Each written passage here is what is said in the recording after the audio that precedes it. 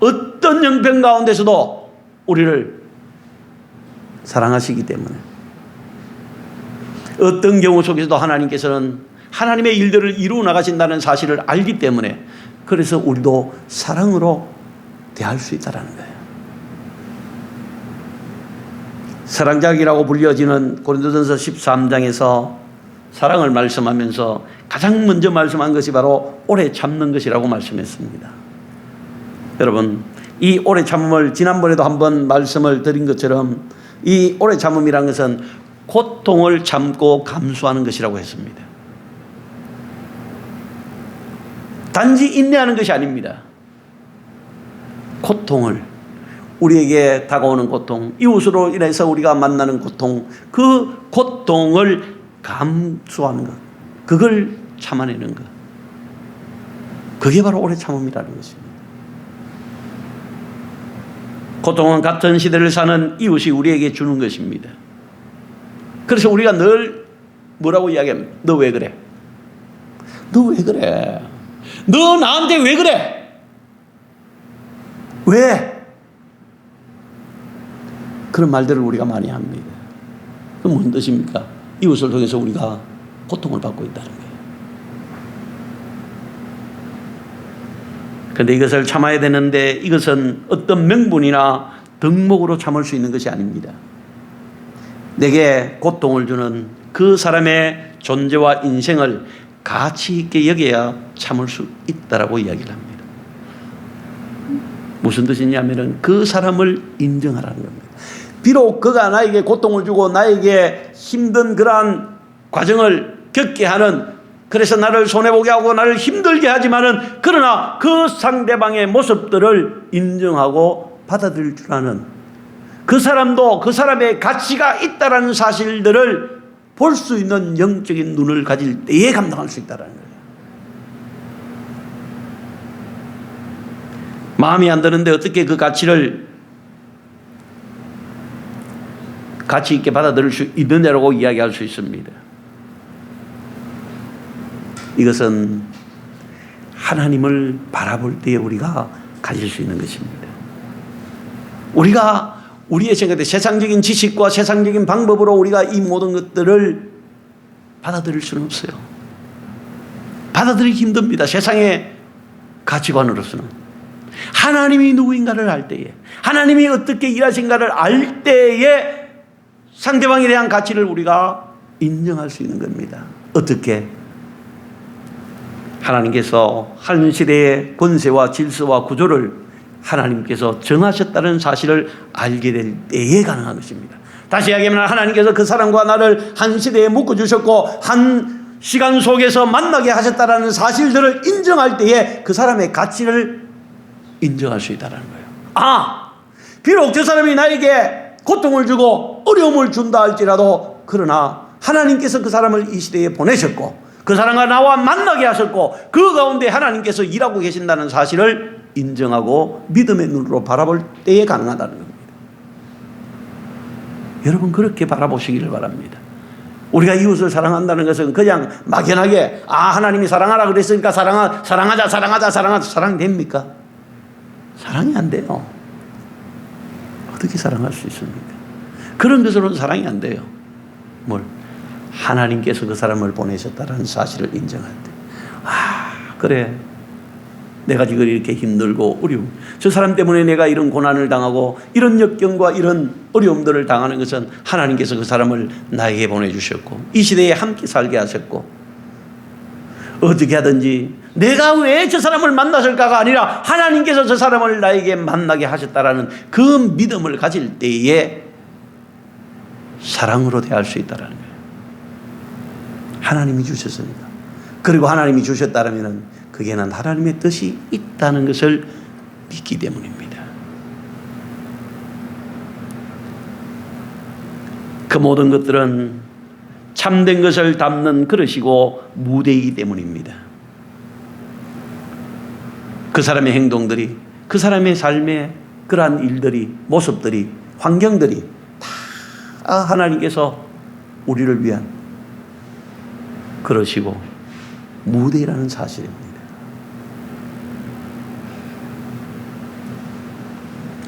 마음에 안 드는 이웃은 우리의 상대배이라고 생각하시길 바랍니다. 여러분, 드라마를 보면은 주인공이 있습니다. 그 주인공은 어떻습니까? 주인공은 항상 선한 역할을 하죠. 그런데 그 주인공을 괴롭히는 악역이 항상 존재합니다. 그래서 주인공이 처음에는 굉장히 많이 괴롭힘을 당합니다.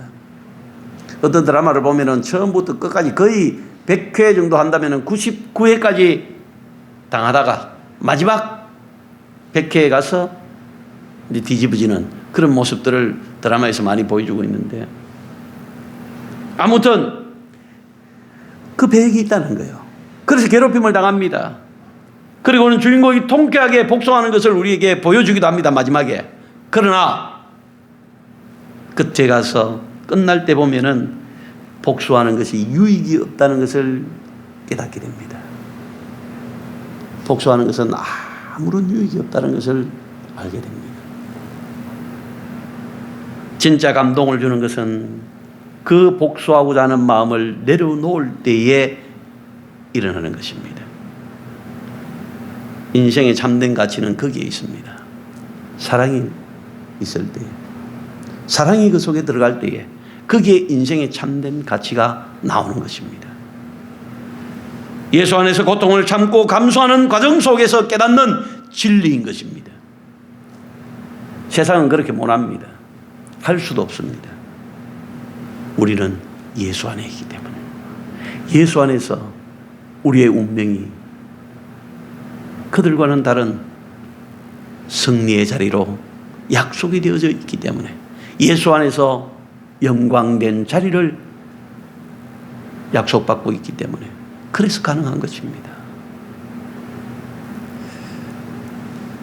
우리의 이웃은 누구입니까? 가깝게는 부부로부터 가족들, 그리고 친척, 친구, 직장 동료, 사회, 국가, 나아가서는 각 나라와 민족들이 다 이웃입니다. 우리는 그들과 함께 묶여 있고 서로가 서로에게 상처와 고통을 주는 것이 사실입니다. 그러나 그 상처와 고통이 다만 우리가 손해보는 것으로 끝나는 것이 아니라는 사실을 아시기를 바랍니다. 하나님의 일하심으로 우리를 성숙하게 하고 자라나게 하십니다. 우리가 알지 못하는 가운데 그 속에서 우리는 정말 많이 성숙하게 됩니다. 그러므로 우리 그리스도인들은 거기서 사랑으로 그 과정들을 이겨나가는 것입니다. 사랑으로 그 과정들을 극복해 나가는 것입니다. 다윗은 하나님 마음에 합한 자라는 인정을 받은 인물입니다. 그가 하나님 앞에 인정을 받은 것이 잘못한 것이 없고 실수한 것이 없는 완벽한 인물이었기 때문에 인정을 받은 것이 아닙니다. 오히려 그는 보통 사람들인 우리가 보기에도 참 비겁한 일을 저지른 인물이었습니다. 남의 아내를 빼앗고 그의 남편을 죽이라고 살인교사를 한 인물입니다. 그리고 한때는 하나님의 은혜로 그가 나라를 튼튼하고 국력을 강하게 만들었는데도 불구하고 마치 자기의 능력인 양 통치하는 이스라엘의 국력을 자랑했던 인물이기도 합니다. 그리고 그의 가정 또한 완벽하게 다스린 사람이 아니었습니다. 참 흠이 많습니다. 어려움들이 많이 있었던 인물입니다. 그럼에도 불구하고 그가 하나님께 인정받은 것은 그가 고통을 참고 감수하며 기다렸기 때문입니다. 원수 사울왕의 괴롭힘을 참았으며 아들의 반역을 참아냈던 것이 바로 다윗이었습니다. 그 속에서 그는 자라게 됩니다. 성숙하게 되어집니다. 하나님을 만나게 됩니다. 하나님의 역사가 무엇인가를 깨닫게 됩니다. 그래서 일평생 하나님을 신뢰하는 믿음의 삶을 살았던 사람이었기 때문에, 그래서 하나님 앞에 인정받은 사람입니다. 하나님이 그 속에서도 일하신다는 사실을 알았기 때문입니다. 여러분 한번 생각해 보십시오. 왕으로서, 그리고 모든 사람들에게 인정받는 그러한 왕이었고 한 번도 전투에서 패한 적이 없는 용맹한 그러한 다윗이었지만은 자기 아들에게 배신당해서 도망가는 그 신세 얼마나 비참하고 얼마나 분하겠습니까? 얼마나 수치스럽습니까? 그럼에도 불구하고 그 모든 것들을 다 참아냅니다. 오히려 자기 부하들에게 내 아들 압살롬을 용서해달라고 이야기를 합니다. 그게 꼭 아버지의 마음이었기 때문에 오히려 여러분 역사를 통해서 보십시오. 부모와 자식 간에 오히려 더 원수같이 행동했던 일들이 얼마나 많이 봅니까? 다윗은 하나님께서 그 속에서 일하신다는 사실을 보기 때문입니다. 다윗뿐만이 아닙니다. 요셉도 마찬가지입니다. 그가 지금까지 오고 오는 세대의 많은 사람들로부터 인정을 받은 것은 고통을 참고 감수하면서 기다렸기 때문입니다. 즉 사랑이 있었기 때문입니다. 결국 하나님의 일하심을 경험하고 그는 총리의 자리에 서게 되었을 때에 그는 그를 상인들에게 팔아넘긴 형들을 용서할 수가 있습니다. 왜 용서할 수 있었습니까? 그 모든 것이 하나님의 섭리라는 사실을 깨닫게 되었기 때문입니다.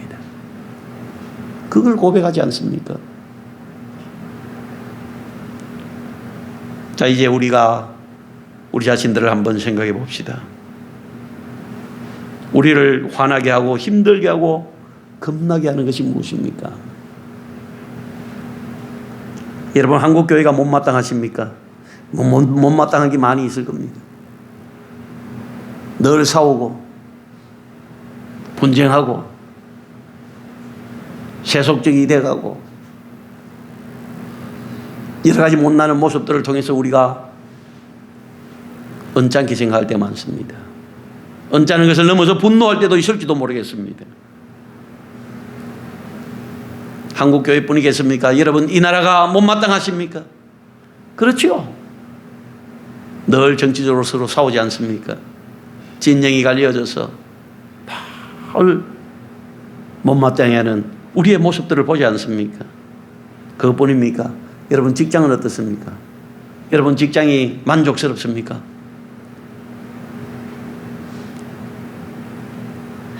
불평불만이 왜 없겠습니까? 가정도 마찬가지입니다. 완벽한 가정은 없습니다. 제가 아무리 둘러봐도 완벽한 가정은 없더라고요.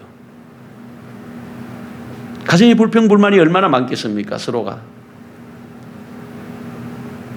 교회도 그렇지 않습니까? 우리 교회가 모든 것이 다 만족한 것이 있겠습니까? 아니 부족한 것이 훨씬 더 많지요. 못마땅한 것이 더 많지요. 우리 교회는 별로 그렇게 열심히 하는 것 같지도 않고 속으로 얼마나 불평불만이 많게 우리 교회는 부흥도 하지 않고 맨날 똑같고 목사도 셋지 않고 뭐 하는 거 보니까 그런 불평불만들이 있지 않겠습니까? 여러분 친구들은 어떻습니까? 친구들은 다 만족스럽습니까? 못마땅한 것이 얼마나 많겠습니까? 결국 무슨 뜻입니까? 다 모자란다는 거예요. 우리는 다 부족하다는 겁니다. 나만 빼고 나만 완전한 자 같지요. 그렇지 않습니까? 모든 나라도 불만스럽고 한국 교회도 불평이고 불만이고 교회도 불만이고 만남의 교회도 불만이고 가정도 불만이고 여러분 친구도 불만. 누가 나만 최고인 것 같지요. 그러나 사실 어떻습니까?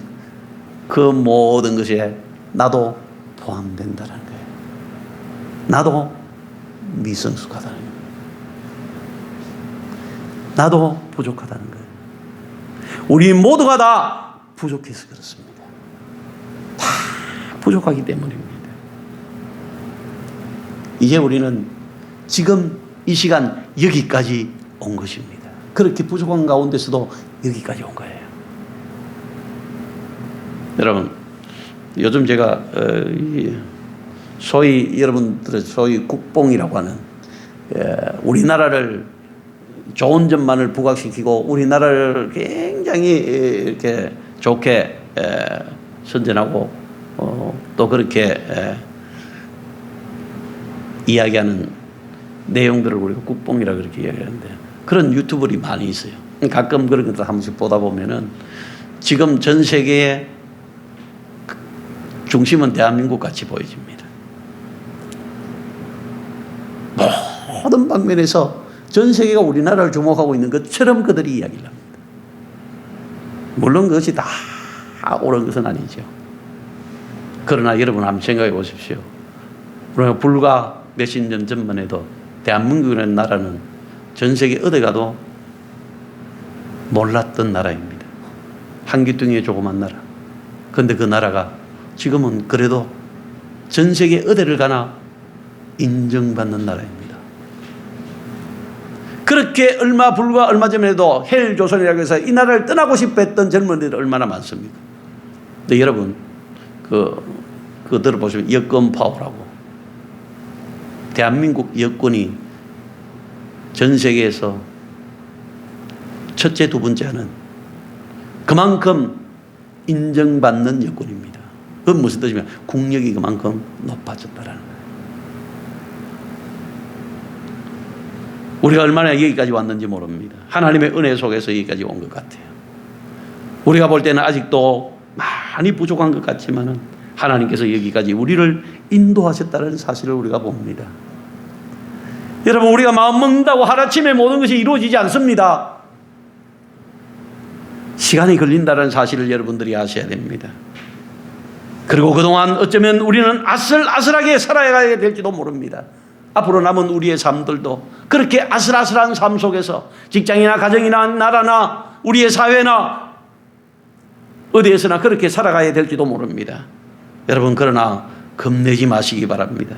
그 아슬아슬함 속에서도 하나님은 여전히 일하고 계신다는 것입니다. 우리의 구원과 우리의 영광을 이루어 가실 것이라고 말씀하고 있습니다. 지금까지도 그렇게 해오셨습니다. 앞으로도 그렇게 해나가실 것입니다. 우리가 잘 알고 있듯이 예수님은 붙잡혀 죽었습니다.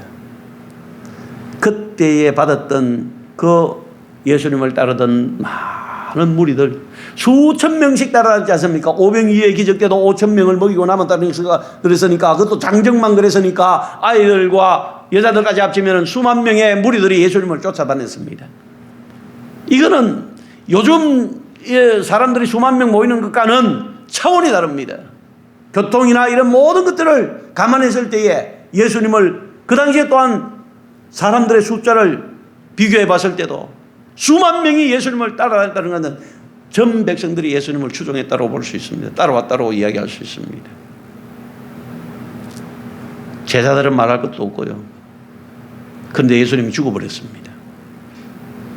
그들의 상실감, 그들의 절망감, 그들의 낙심, 말할 수 없었을 겁니다. 그래서 모든 사람들이 다 예수님을 떠나갑니다. 제자들까지도 다 떠나가 버렸습니다.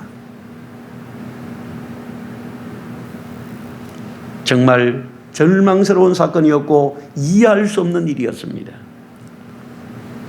여러분, 그런데 하나님께서 어떻게 하셨습니까?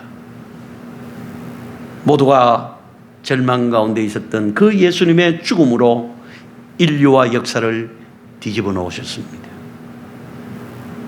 모든 인류와 개인의 생애를 바꾸어 놓으셨던 겁니다. 사람들은 절망이라고 이야기했고, 사람들은 이제는 소망이 없다라고 이야기했던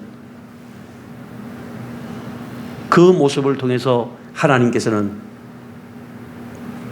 완전히 역전시키고 뒤집어 놓으신 놀라운 역사를 이루어내셨다는 겁니다. 예수를 믿으면 부활 생명을 가지게 되어서 사망으로 끝나지 않는 인생을 살게 된다는 사실을 보여주셨습니다.